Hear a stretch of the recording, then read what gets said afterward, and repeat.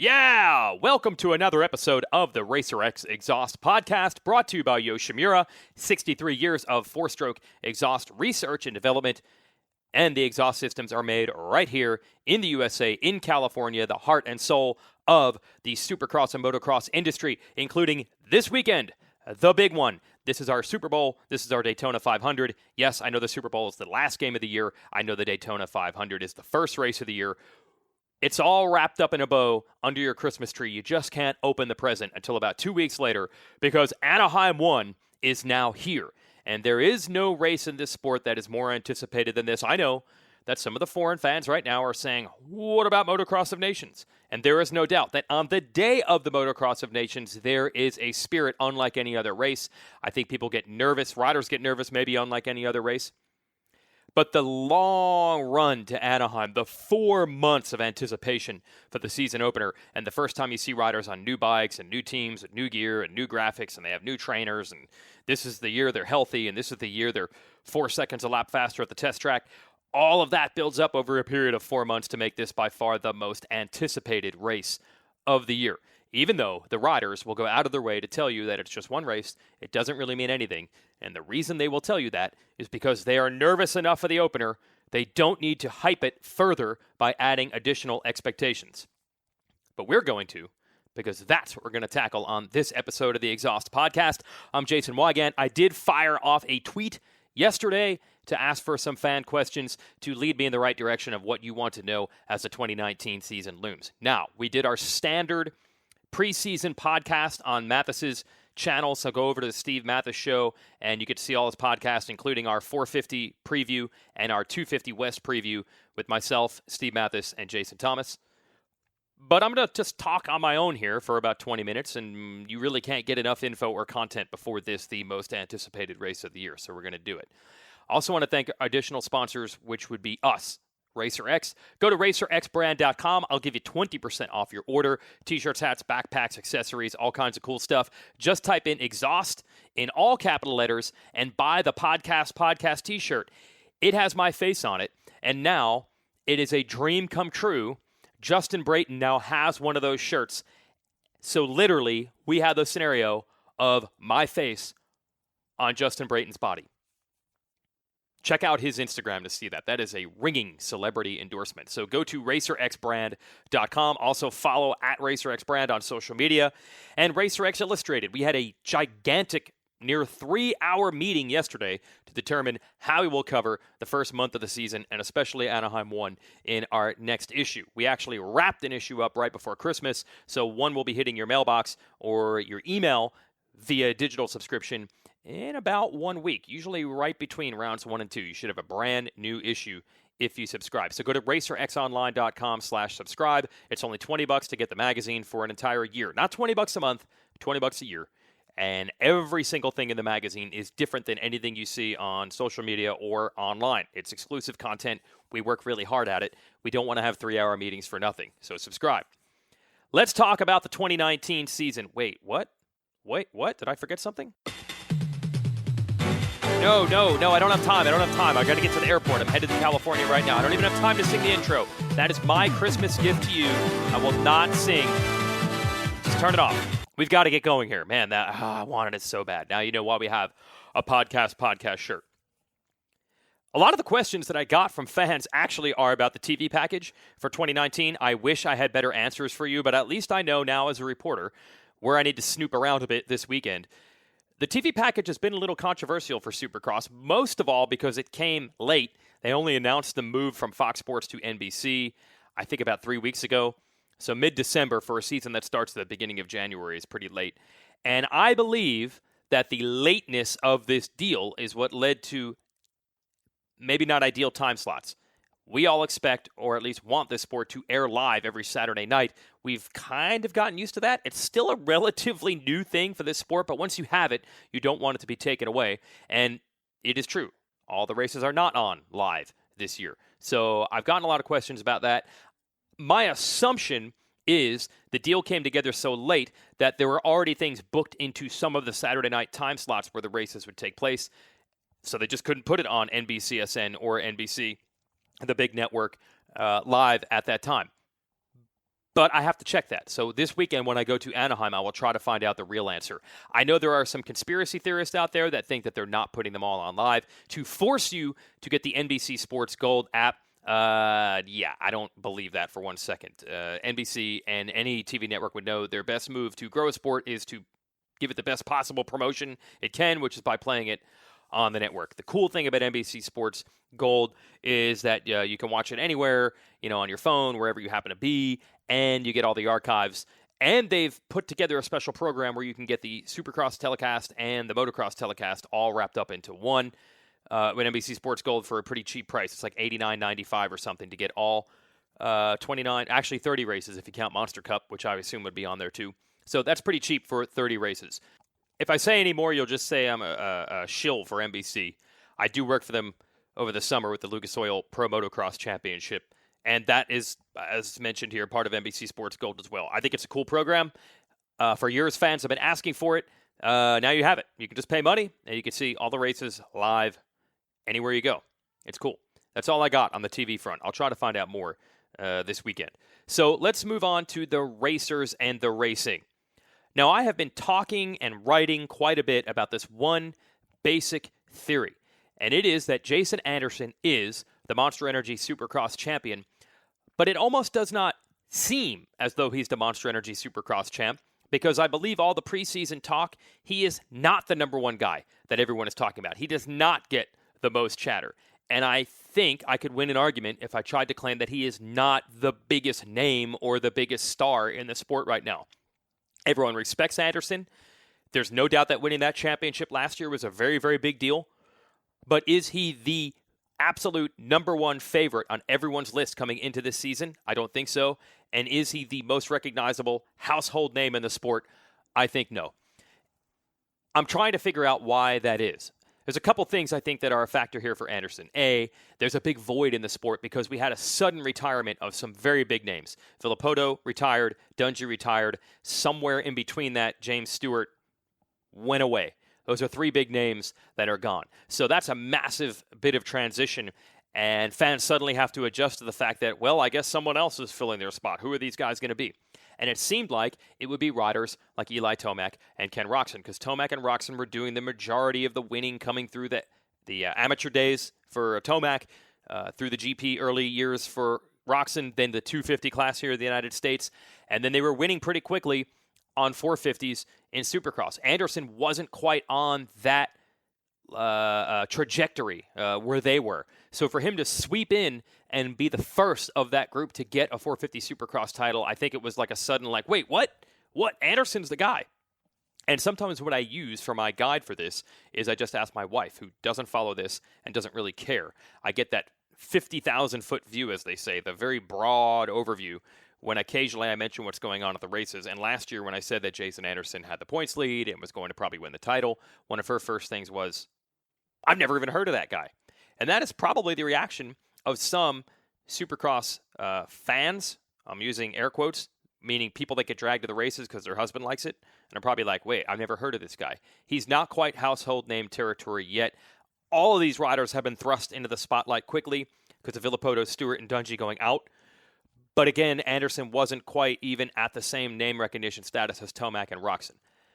Does this matter? Why do I keep talking about it? Why do I keep harping on this? Well, because it can go two ways. Riders are very sensitive when it comes to being slighted. They use that for motivation. So the fact that Anderson is not on the top of everyone's favorites list and isn't the most popular guy out there could get him mad, could motivate him for this year. Also, riders, we all know, live and die on confidence. And when everyone around you is telling you how awesome you are, you have confidence. When your team's telling you that, but other people are doubting you, sometimes it doesn't help. Will either of those things affect Anderson coming into this year? I actually think, under normal circumstances, this would be the thing that would motivate a guy. Oh, I'm not getting enough respect. Why aren't they giving me the credit? But I think Anderson's cut from a different cloth. I think he doesn't really like having that kind of spotlight. I think he's more than glad to let someone else deal with the questions. And when we go to Anaheim, people are still going to ask Roczen about the arms. And people are definitely going to ask Tomac about all the wins and then the occasional crashes that prevented him from winning titles the last 2 years. Anderson will probably get the third most amount of questions, or maybe even the fourth, because Musquin had a knee injury in the offseason. Anderson being low-key, that's what works best for him, and I think being a little bit of an underdog works. Now, as far as the confidence thing, he's lucky because that team around him, he's been on the same team the whole time. Inside the walls of that Rockstar Energy Husqvarna trailer, they are a very tight-knit group. Every team is a team to some degree, but they are really a team unit over there. And I feel like the way that team operates, it is possible to be in your own orbit and not even know or care or see what's going on outside the rig on race day.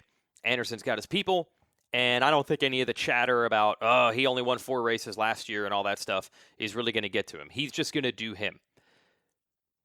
The only reason I bring this up constantly is just wondering if that somehow trickles into the mental game. Because, yes, overall, what do fans think? What do pundits like myself think? But all that matters is how well you twist the throttle when you're on the track for 20 minutes in a lap on Saturday night. So really, that's all that should matter, but sometimes this chatter stuff starts to seep in and affect the riding. The good thing for Anderson, I think he doesn't care if people slight him. It doesn't affect his confidence at all. I don't think it motivates him anymore. Like, he's not going to work harder just to prove anyone wrong. Some guys like Jeremy McGrath always said that was his goal. Anytime someone slighted him and doubted him, that made him ride better. I don't know if that's going to affect Anderson one bit. What I have gotten from talking to people around Anderson this offseason is that even though he won the title last year, he isn't any less motivated. There's no resting on his laurels or anything like that. So he should be very similar to the rider that won the championship last year. And because of that, he should be considered the championship favorite, right? He already did it once. But we know that's not the case. There are many people backing Anderson. There are many people that would pick Anderson. But it's not unanimous because you have Eli Tomac in the field. And Tomac has won half of the Supercross races the last 2 years. He is now the winningest rider to not have a Premier Class Supercross title. He's vaulted ahead of Kevin Windham and Damon Bradshaw in the all-time most race wins without a championship scenario. And it is so hard to figure Eli Tomac out. To not give him credit for his speed is disrespectful. To just assume that because he's so fast, he's going to win the title is also disrespectful to the others. That's what makes this so vexing.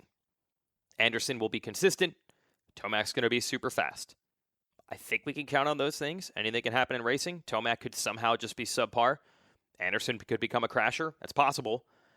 But if these guys do what they normally do, it's going to be speed versus consistency. I wrote a story on RacerX Online that we posted today on Thursday about that. It's really going to be interesting. I feel a little bad for Anderson that all he did last year is exactly what everyone says they're supposed to do, and that he didn't really get the full credit for doing it. Everyone at this press conference tomorrow afternoon at Angel Stadium is going to say, it's a long season, just got to stay healthy, every race counts. Well, guess what? There's only one rider that actually did that last year, that actually stayed healthy through all the rounds. Jason Anderson was the only one that did it. He did exactly what everyone tries to do. But there are some people that are going to say, he only got lucky. He only won 4 races. Tomac won a lot more than that.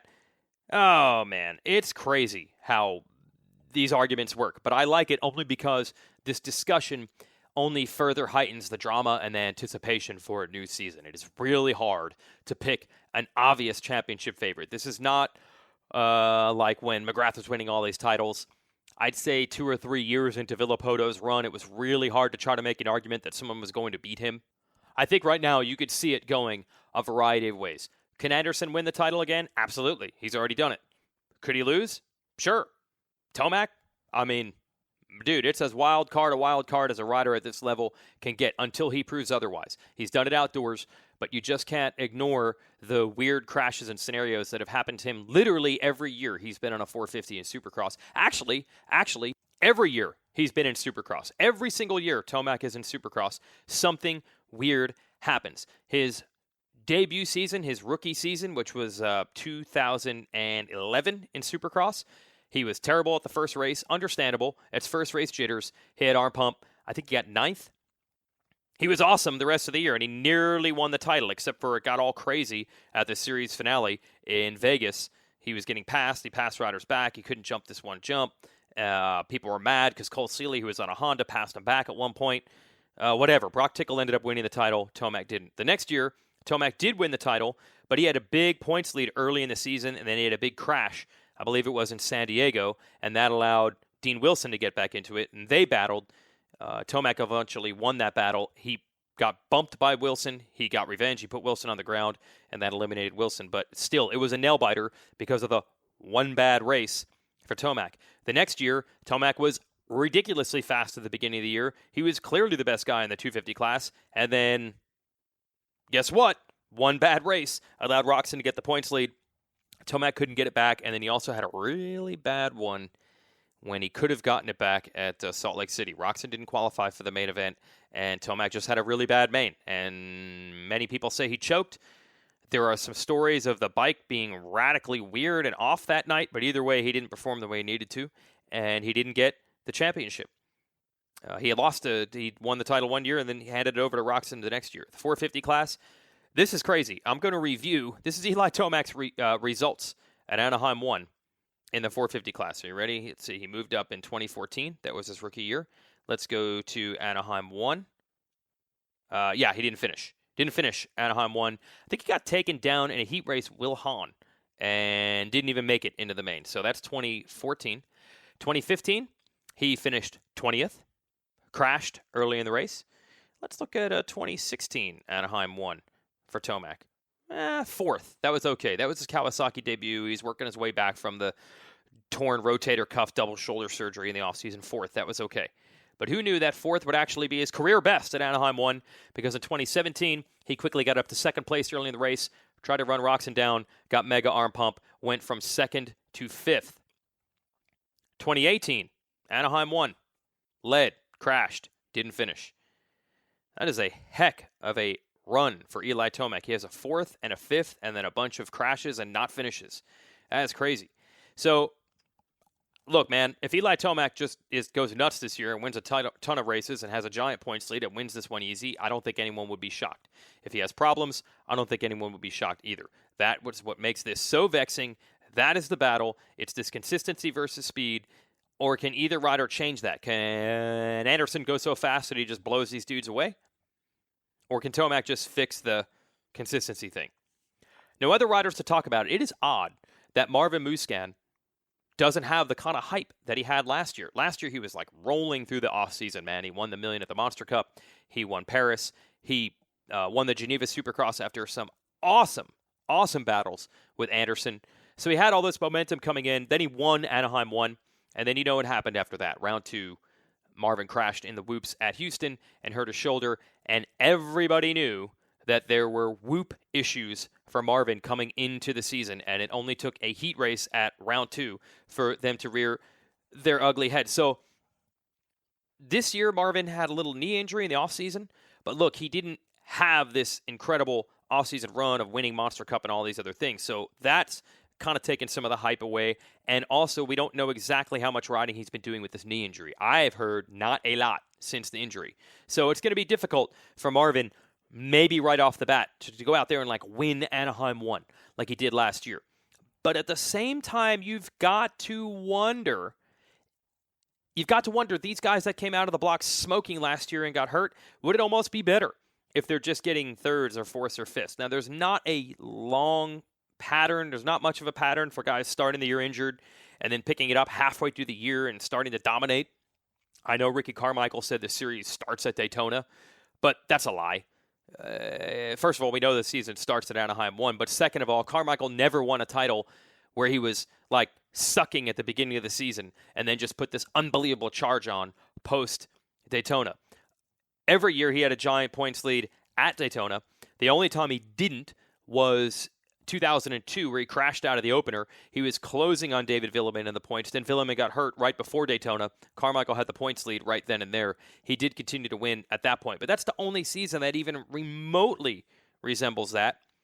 But I don't think Carmichael went faster after Daytona. He was already catching fire even before that race. Other seasons, he had a big points lead, and other riders started winning a lot in the second half of the year. So the series beginning at Daytona, a guy going out there and getting like 5ths and 6ths and 7ths, and then all of a sudden ramping it up late, that is very Rare. I can think of Jeff Stanton's 1990 season as being similar to that. He was getting like 6th and 7th early in the year, and then he really turned it on late. But as I always say, if I can think of one season like that out of the 44 previous, then we know that's not a logical pathway to the title. Maybe Marvin being a little banged up coming into Anaheim, maybe he just focuses on the consistency and avoids the big crash like he had at round 2 last year. But the problem is if someone else is winning races, dude, 4th and 5th don't get it done. They don't. It's crazy how quickly you can lose points. I mean, you can be a full race behind by round 5 if you're getting 4th and 5th and someone else is winning. You've got to be getting 2nds and 3rds at worst. So we'll see how Marvin does. It's kind of quiet from everything we're hearing over there.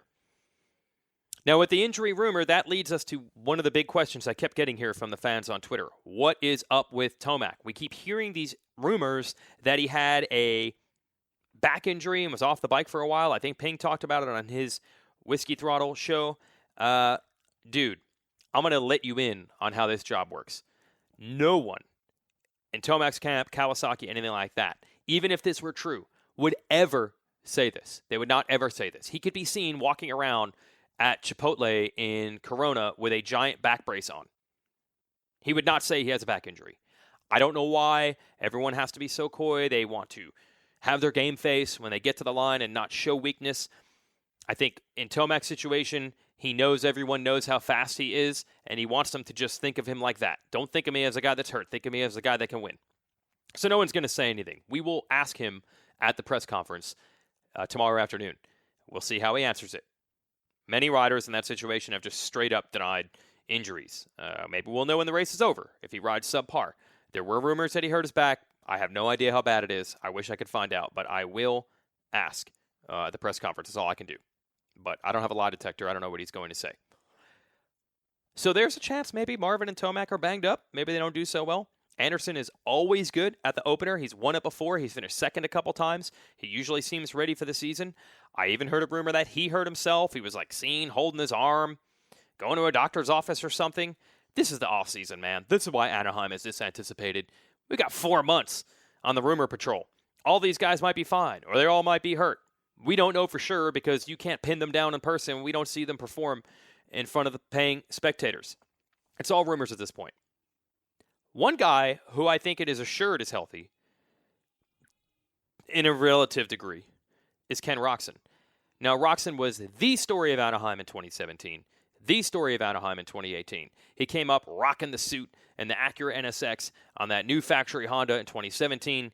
He was exuding confidence. It was dripping off of him. It was stuffed in the pockets of that suit, and he delivered by winning the main event by like 100 seconds. Then he won round 2. Then he crashed at round 3 and got hurt. Didn't race any Supercross again, coming back from catastrophic injury. So when he did come back at Anaheim last year, that's all anyone wanted to talk about. Now, Ken is all about the spotlight. He doesn't shy away from it, but I'll tell you what, he was in the suit again, and the lights were on him. I mean, literally, he was so shiny at the press conference last year. Like, the lights were on him. Everyone was taking his picture. He kept having to answer questions about the arm nonstop.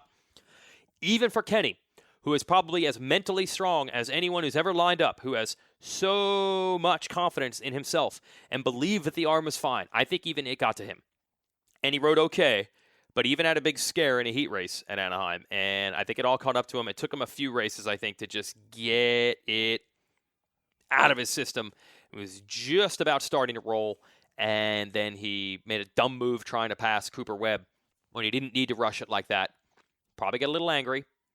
Wanted to get him back quickly, and ended his season with another arm injury. But I think the Ken Roczen comeback thing, I think that's past. We saw him come back for Lucas Oil Pro Motocross. He was fine. He wasn't quite the old Ken Roczen, but it's clear that he still knows how to ride a motorcycle. I don't think you're going to see nearly as much questioning and attention and pressure on him.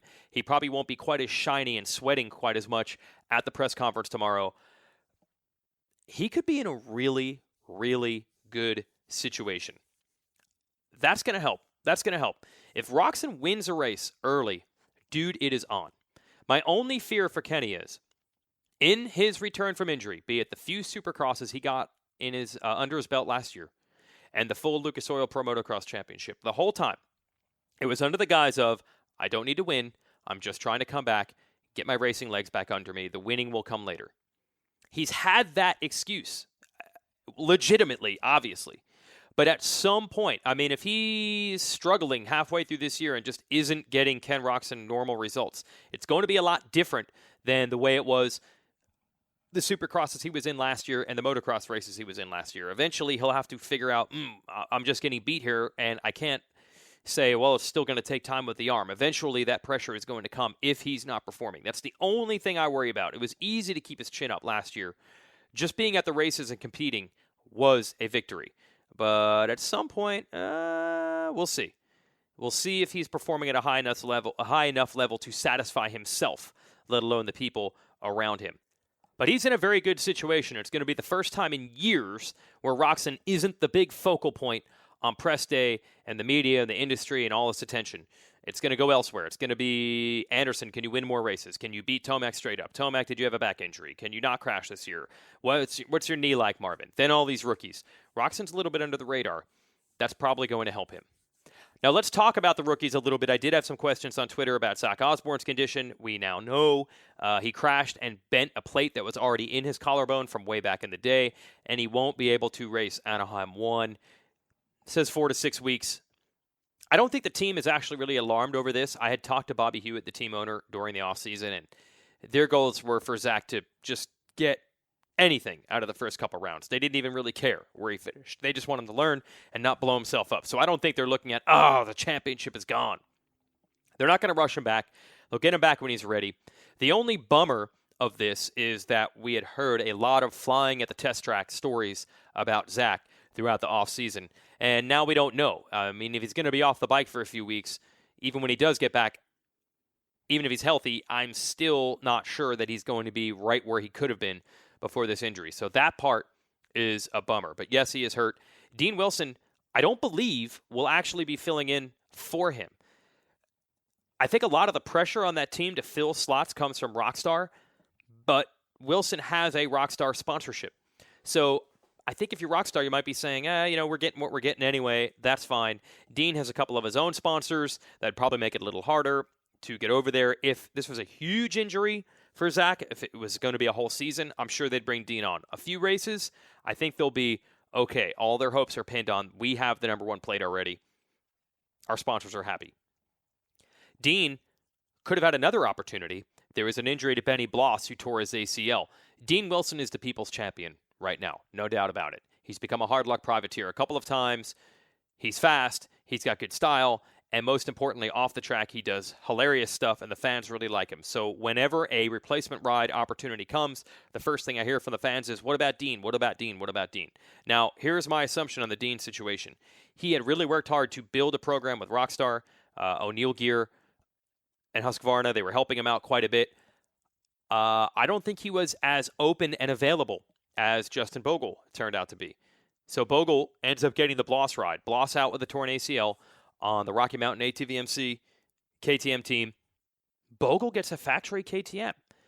KTM is very adamant that the bikes that Blake Baggett and Bloss, or in this case Bogle, have are very close. I don't know if it's exactly the same, but they get great support. Bogle on this kind of equipment. And I would hope to think fairly well healed up from the massive injuries that he had last year. This could be interesting. Hey, look at this. I literally just see a tweet coming in. Some would say the best guy hasn't won the title the last 2 years, so the current system isn't perfect either. You see what I'm saying? Do you see what I'm saying about Jason Anderson? He's going to be facing these questions. Was he the best guy? Was Dungey the best guy in 2017? He scored the most points. That's the way it's supposed to be. That's what everyone's going to talk about. You play to win the game. He did exactly what he was supposed to do, but there's no doubt that there are going to be some doubters for Anderson. I just got another one on Twitter right now. And also I got this question. Are you ready? Are you ready? Any updates on JS7? Will he at least ever attend a race again? LOL. Dude, there are not updates on James Stewart. Come on! There are not updates on James Stewart. What is unfortunate about James Stewart is, yes, now I believe the fans are transitioning to the point where they're merely asking if James will show up to walk around, to maybe visit his brother, to shake some hands. He could just hide in the truck. They're not even asking for autographs. Can he even attend a race ever? That is the problem with this James Stewart not telling anyone anything ever strategy. The poor guy can't even come to a race. I mean, how far is Daytona from his house? An hour? He can't come to the Daytona Supercross. He can't. He's in hiding. Why would you put yourself in that situation? He can't even come and hang out because then he'd have to answer questions he doesn't want to answer. Will JS7 be seen in a race this year? I say no. Can he even go by JS7 now that Aaron Plessinger has his number? I don't know. Will people ever stop asking about James Stewart? Absolutely not. I got a question here about Brock Tickle. He did put out an Instagram post saying that this will be the first time since 2009 that 2010 that he will not be racing Anaheim 1 because he is still provisionally suspended from competition dating back to an anti-doping test from last year. He doesn't even know what his actual suspension will be. So one of the questions here on Twitter is, do you think there will be some legal action from Brock Tickle toward the FIM? Well, it sure seems like the wording in this Instagram is headed that direction. When he starts saying that he's beyond dissatisfied, he has suffered enough, and this it is taking a toll on himself, his family, and his friends. It's now clear they are conspiring to intentionally and unlawfully interfere with my fundamental rights and ability to make a living. Yeah, that sounds like you're trying to state a legal case there. I have no idea, though, if he has grounds. Because here's the problem. Yes, he probably shouldn't have a provisional suspension at this point. He should have been given an actual sentence, yes. But if you want to try to take that to court, I think an easy defense is, hey, dude, you're the one who failed the drug test. You're not owed anything now. You're the one that messed up. Unfortunately, I think that's just the way that might go. We'll see how it turns out for Brock, who at least would just like to know. Even if it's a year from now, he would at least know. So we can start talking to teams and training and preparing, or at least just have a clue of what he's doing. Yeah, that's a strange situation to be completely in limbo like that. Anything else I can find here on Twitter? Somebody said I need a raise. Yeah, that's not going to happen, man. We are in motocross. It's a small sport. I'm happy to do what I do. One guy says, all I want to know is what did Cowie find in Davey Millsap's locker before he was released? Yeah, that's going to be about as easy to find out as the back injury that Eli Tomac potentially has. We've always heard it was some sort of anti-inflammatory that you need to have a prescription for. He didn't have a prescription for it. Kawasaki was afraid if the truck was searched, they would essentially be carrying medical stuff without a prescription across state lines. Someone asked, will Daytona have an East-West shootout in the future? That would be awesome. It would be cool for the riders out west to get a chance to race a totally unique track like that. But I think the best way to do East-West is to not pick the most eastern locale you can. So privateers from California don't have to go all the way out there. Also, I think the big East-West hype is more of a Feld thing. Daytona is not a Feld event. It's promoted by Daytona itself. So I don't think we're going to see that. Any other questions I can find out here from Twitter? Will AC or Marty be the top PC rider at A1? It's going to be AC because I think Marty is racing East. He has said in interviews that because he's older, insert your own joke there, he doesn't heal up from injuries as quickly as he used to. He was hurt last year. He wanted the extra time. He's racing East. Cincerulo is racing West. Next question. Chad Reed for top 5? Discuss. Anaheim 1? We'll see. Here's the thing on Reed, man. You can totally tell how Reed's season is going to go by Anaheim 1. Not just that he wins it or something like that. That magical year, 2014, when he looked awesome, and then he eventually won 2 races on the Kawasaki with 2-2 Motorsports. He didn't win Anaheim 1, but he just looked good. If he looks good at Anaheim 1, it is on. If he struggles at Anaheim 1, dude, I think he's going to struggle all year. It's just weird to me how it works with Chad. I think part of it is because he goes so far down certain roads with the bike setup, and if that bike setup is off at the first race, he's in big trouble. I'm going to find, let's see, thoughts. This is on the international TV package. Supercross fans outside the U.S. will no longer be able to enjoy live coverage due to the NBC takeover. I don't believe that's true. There is an international Supercross pass that they did have last year. Go to supercrossonline.com and get it. It's not every country, but it's a lot of countries. So there is actually a way to watch Supercross in other countries. You can't get NBC Sports Gold necessarily, but there's an international package you can get that's very similar. When are they going to award some points, first, second, and third place in the heat races? I don't think you'll ever see points for first, second, and third, but I do think heat race wins will pay points somewhere in the future. I think Feld wants to make a lot of changes to Supercross. Teams are always against that. Feld got a lot when they got to introduce the Triple Crown races last year. They're going to have them again this year. You can't ask for too much in too short amount of time. I think you'll see more changes coming. A point for a heat race win, a bonus in the series? Oh, yeah, I could see that happening. Derek Christensen on Twitter says, people talk a lot about Tomac choking in Supercross, but what about Dungey losing a 30-point lead to him without a mechanical or a crash, and he still needed one more mistake from Tomac to beat him? Thoughts? Here's why Dungey didn't get considered a choker in 2017. He just wasn't as fast as Tomac. It wasn't like he had him beat and then he choked and made mistakes. It was like, no, he's just not as good. Now, I don't know which is worse, but I don't think anyone thought he choked because they're just like, well, he can't beat him. It's not because he can't beat him because he's too nervous or can't handle the pressure. Tomac's just fast. So that's why Dunge didn't get the choking tag that year. But he did deal with that earlier in his career when he made mistakes with a points lead in the 250 class. So it has to look that way. And Derek also writes, are we finally going to get ET versus K-Rock, or will they give away another title this year? Man, I got egg on my face. I said 2 rounds into the 2015 season that we had entered the Ken Eli era of racing. The Ryans were done, and Ken Eli were going to dominate for the foreseeable future. No 450 Supercross titles for them. Good amount of race wins, but that was 4 seasons ago. Yeah, are we finally going to get it? That's what we were supposed to get all along. Jason Anderson, Marvin Muscan, they have jumped right into that fray. I don't think at this point you can guarantee that you're finally going to see Tomac Roczen one-on-one for the title. It's just been too unpredictable. A couple questions about the rookies. Which rookie will be the first to win a heat race? That is an excellent, excellent question because that's usually where the rookies strike first. Winning an entire main event, difficult. Getting a heat race win here or there, these guys have the talent. We now know the answer will probably not be Osborne since he won't even be there the first couple races. Heat race win, I'm gonna throw this out there. Are you ready? Why not Joey Savacci? I think Savacci because he's staying on the same team. He rode well at Monster Cup, already got a race under his belt on that bike. He's probably going to get good starts. I could see Savacci just getting a start, some chaos behind him. He just stays steady. He wins a heat race. I could see that happening. I don't know how the starts are going to be for Plessinger. That really matters in a heat. I'm always worried about the starts for Osborne, and he's not even going to be there. And that leaves us with Hill. I mean, dude, Hill can win a darn main event, no problem, if he gets it together. But you never know. So I'm gonna go crazy, and I'm gonna say heat race win, first rookie to do it. What about Savacci? Potential mud race. Does Chad do good in the mud? Predictions on his final result. What about the other guys? Look, man, Chad Reed doesn't want to hear it. He doesn't want to become he can only do well when it's muddy guy. He wants to be good on all tracks.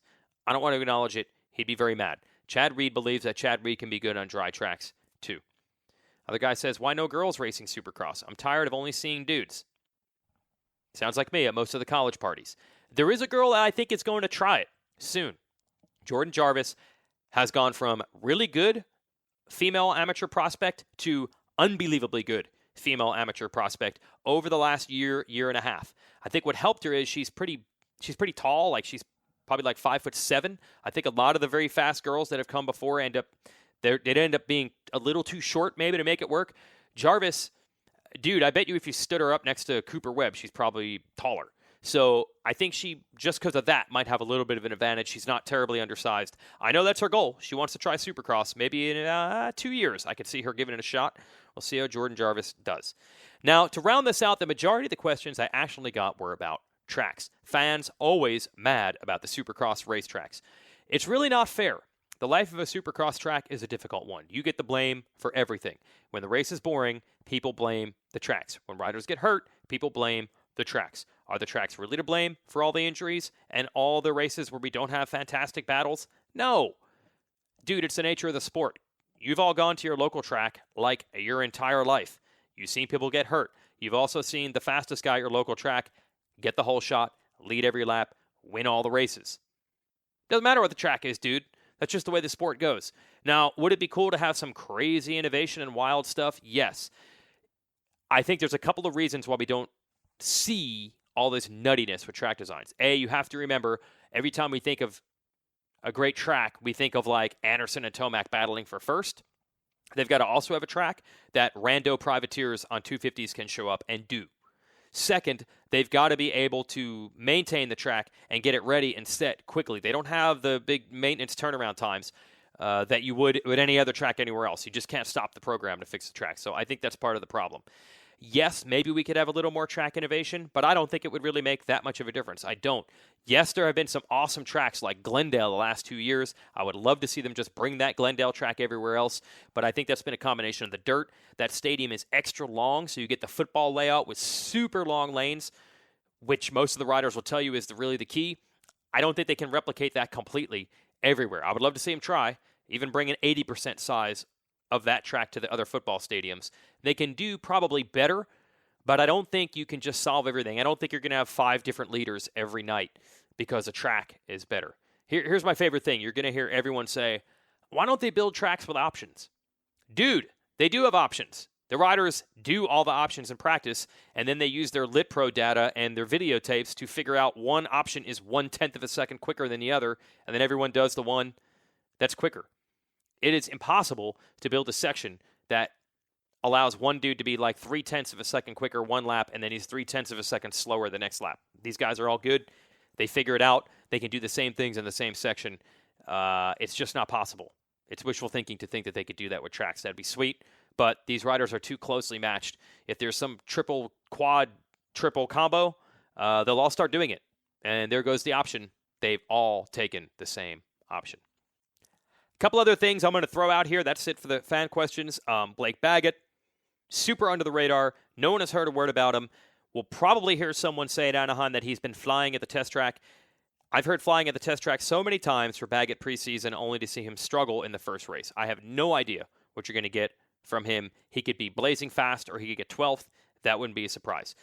The only rider I think that has a wider range, actually no, not a wider range, but the rider that I have the least idea that I can figure out how he's going to do is Cooper Webb. Now, I don't think Webb's going to get 12th no matter what. I think he can get 9th or 10th. But can Cooper Webb join the elite? Like, Cooper Webb is supposed to be there. Yamaha didn't throw him like $1 million some for 2 years, thinking that he was going to be, at best, a top 5 guy or get a podium here or there. The industry, the sport, everyone was convinced Cooper Webb would have the stuff. He should at least be as good as Marvin Musquin, who is a genuine threat to win races and this championship. That's where Cooper was on the 250. Now he's on Marvin's team. He's got Alden Baker. These things should help. But I don't think anyone out there is willing to use the word guarantee. And even Cooper himself, when I've talked to him, does not use the word guarantee, that this is guaranteed to work out. But it is very strange, the Cooper Webb level. He should be capable of winning 450 Supercross races. I don't know if you're going to see it. If he does win them, we'll be saying, yeah, it's Cooper Webb. We should have known that was coming. If he doesn't, we're going to say, I can't believe it's Cooper Webb and it's not working out.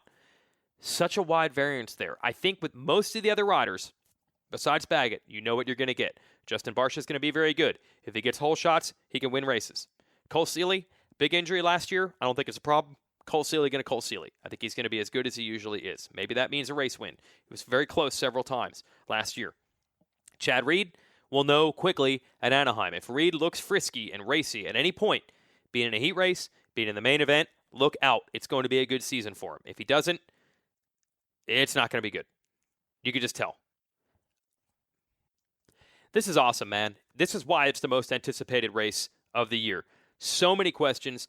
Way more, if you say top 5 guys, there's usually 10 guys that we consider top 5 guys. There's usually 15 guys who we consider top 10 guys. Malcolm Stewart has been flying at the test track. He's in much better shape. He's never had on a 450 this situation where he's going into Anaheim 1 at all.